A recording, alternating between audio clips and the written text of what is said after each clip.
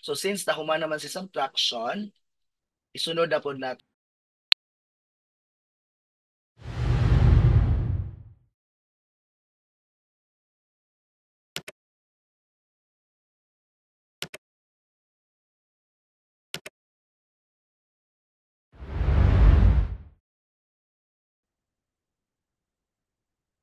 Hello, may bundang sa tanan. So for today's video, nanapod tayo ang sira. And ang problem nga itong ansiran is simplify the numerical expression below. And the numerical expression is 7 minus 24 divided by 8 times 4 plus 6. Pero before nato siya ansiran, please do not forget to like, comment, share, and follow my Facebook account, Vincent Anthony Kim. Now, familiar ba mo ani class kani siya? PEMDAS. Familiar ba mo ana?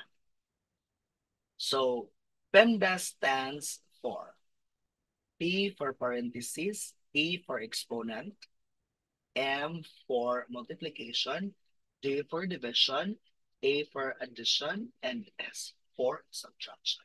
Now, always put this in your mind that ang PEMDAS works from left to right. Again, PEMDAS works from left to right. Now, sa inyong nakita, walay parenthesis, wala ko'y exponent.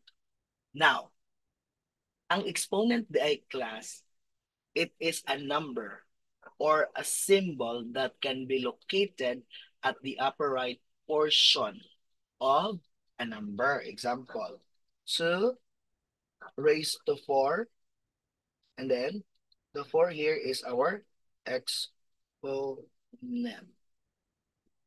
Now, sa inyong nakita, walay parenthesis, walay exponent. So again, PEMDAS works from left to right.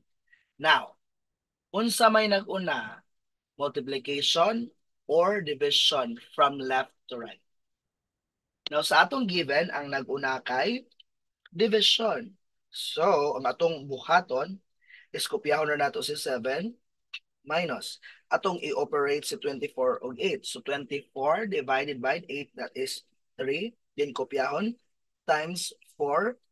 Then, kopyahon si plus 6.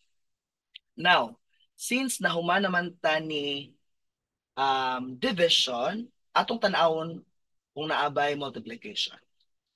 Okay, sa inyong nakita na ay multiplication. So isunod nato si multiplication. So kopyahon na po nato si 7 minus atong i-operate si 3 o si 4. So 3 times 4, very good, that is 12. Then kopyahon si plus 6. Sunod, addition or subtraction na po. Again, addition or subtraction of both from left to right. So as you can see, ang nauna kay subtraction. So una na to i-operate si subtraction. So 7 minus 12, very good, that is negative 5. Kopyahon si plus 6. So since nahuman naman si subtraction, isunod na po nato si addition. So negative 5 plus 6, that is positive 1.